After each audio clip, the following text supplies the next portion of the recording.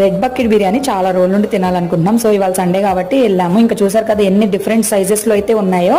ఇంకా వాళ్ళు ఒక బిల్ అయితే ఇచ్చేసారు. ఇంకా నెంబర్ పిలిచినప్పుడు అయితే మన ఆర్డర్ వస్తుంది, తీసుకోవాలి. ఇంతలోపు పెద్ద వర్షం కూడా స్టార్ట్ అయింది. ఇంకా గబగబా వెళ్ళి తినేసరికి ఇంకా నేను 3 persons కి తీసుకోమని చెప్పాను. ఎందుకు తీసుకున్నాను రా బాబు అనిపించింది. ఎందుకు అలా అనిపించింది అంటే యాక్చువల్లీ నేను అనుకున్నాను నైట్ కి మధ్యాహ్నానికి సరిపోయిద్దిలే అనుకున్నాను, కానీ అస్సలు తినలేకపోయాము. మాకు వేస్ట్, మాకు 2 persons సరిపోయిద్ది. అది కాక స్పైసీ చెప్పారు మా వారు.